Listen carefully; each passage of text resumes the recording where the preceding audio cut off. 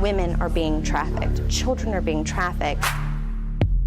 They just don't wake up saying, I want to be a prostitute. This is happening in our neighborhoods, in our communities. It really hides in the shadows. I'm scarred, and I'll be scarred for life. It is modern-day slavery. I knew I was for sale. America has a growing sex trafficking problem, and Atlanta is one of the hotspots. I hope to God I never have to use it. Is that how dangerous these streets are? Mm-hmm. Yeah. That it's best for you to be armed? Mm-hmm. Yeah, because you never know. Casey McClure is a street outreach worker, showing us a notorious area on the outskirts of the city. So what's going on over there? There's a girl sat on the floor with a group of guys. That looks like she's pregnant. She's addicted to drugs. How often will she be forced to have sex? I'll probably say 5 or 6 times, at least per day.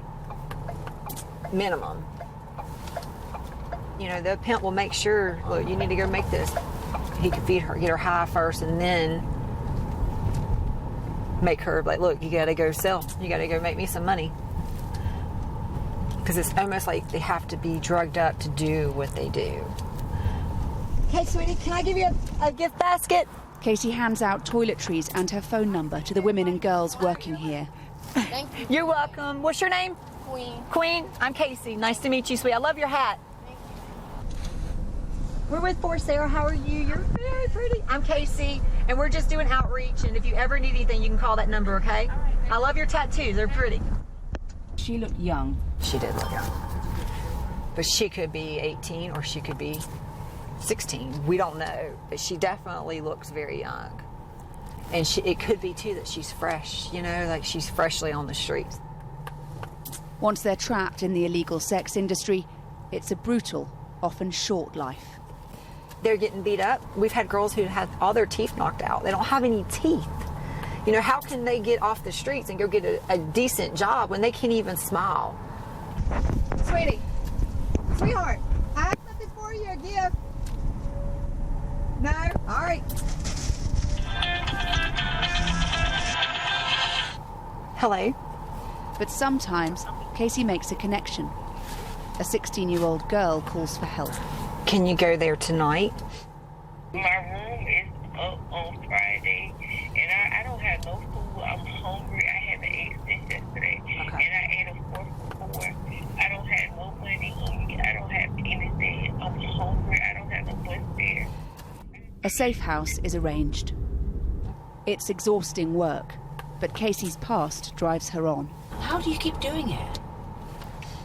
Why would you not? Like, once she, like, it's like everything I've been through in life, the abuse, being molested, running away, quitting school, using drugs, and to see where I am today and just see that that could have been me, you know what I mean? Like, why not?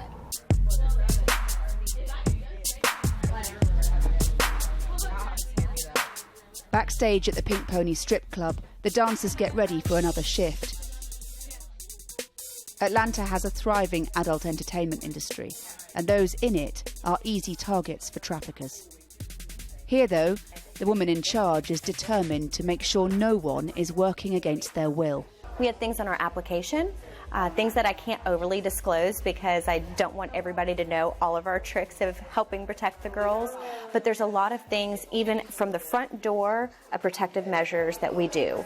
To stop pimps trying to get into the club. Stop pimps from getting into the club and stop pimps trying to get their girls into the club.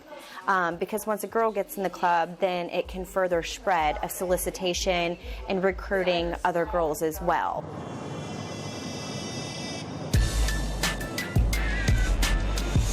Five major motorways converge on this city, making it easy to move and hide trafficking victims.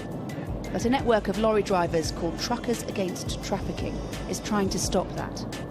We're out here 24 hours a day. We're places that this is going on. The truck stops, the rest stops.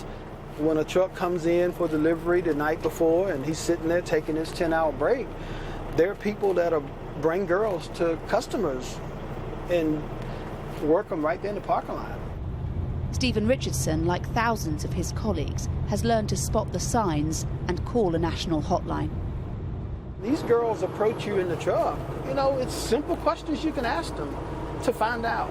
And the main thing is, do you even know where you are? If they don't know where they are, if they look drugged, look for tattoos showing markings that they belong to someone. They mark these girls like they're pieces of material. It's greed, just flat out greed to me.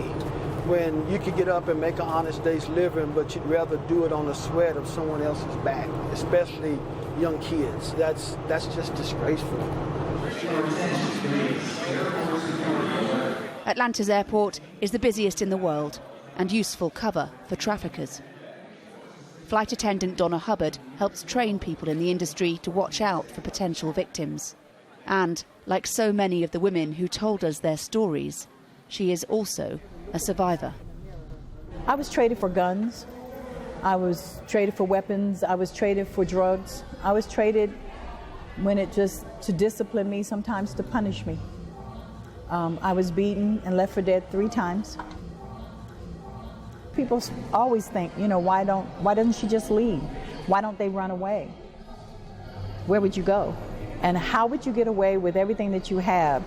Of course, you will leave everything, and some women do. They leave their children behind, they leave everything behind to live. And at the last point of my life, when I realized I was not going to be able to get away from them, I wanted to live, and I wanted my children to live, and I wanted a better life. So my way out was to go to prison. I have been arrested 27 times. I went to jail 7 times. And that last time I knew that I was going to have to go to prison, or they were never going to leave me alone. I made sure that my children were safe. And when we were arrested, I did not allow them to bail me out. Sex trafficking overwhelmingly affects young people, often children. In Georgia, charity campaigns like this one focus on reducing the demand for child sex, a problem made worse by the thousands who visit this area for its many big sports events and conventions. The scale of the issue is hard to measure, but the figures that do exist are startling. The latest research that we have says that on any given night in the state of Georgia, 300 plus or minus kids are being sold for sex. If you want to know what a purchaser of sex looks like, it looks like you. It looks like me. The statistics tell us that. The arrest records tell us that. The FBI's field office here is home to the nation's largest anti-child sex trafficking task force. Supervisory Special Agent Eric Pawley is grappling with a crime that's constantly morphing, moving online, crossing borders, and hiding in the shadows. It's money. Money is the motivator here. These pimps or traffickers look to exploit children and adults, primarily for the financial benefit involved in it. The average age of entry for children that have entered this lifestyle is approximately 14 years of age. They're vulnerable children. And these traffickers feed off of that vulnerability, much like any predator does. A term that is commonly used is throwaway children. What happened to you? Elena Beretti was one of those throwaway children. First trick I ever turned, I was 15 years old. I was a runaway from home. Parents were on drugs. And I eventually ran into an actual pimp. And that was when I was about 17 years old. She's making a mockery at you. If you let her bother you and she ain't getting no money, you're making a joke out yourself. So her pimp went by the name of Scooby. He groomed and trafficked Elena, photographing and marketing her for sex with men who knew she was young. You have to be a strong person to live that lifestyle. It's not made for everybody. Everybody thinks, oh, it's easy. You're just laying on your back. You know, it's just sex. But it's not just sex. It's you're opening your soul to every John you sleep with. At the time, did you have any sense that you were a child? and he was sexually exploiting you for commercial gain? At the time, no. When I look back on it now, no, I don't think that. I think, you know, I was 17. I was a baby. Eventually, she decided to run, and Scooby ended up in prison, although Elena didn't testify at his trial. Was it hard to leave? It was. It was very hard. Why? Because you've been with somebody that you've put your all into, somebody that has taught you how to survive, make a living. I mean, I made more money than most lawyers, doctors. So it's like, how do you turn on somebody that has taught you so much and has put food in your mouth, showed you a hustle, and you did develop feelings for them? Would you now consider yourself free of that life? No. I fight it every day. I fight it every day. This isn't just a problem in Atlanta. It's estimated that across this country, apart from all the adults involved, up to 300,000 American children are at risk of being trafficked every year.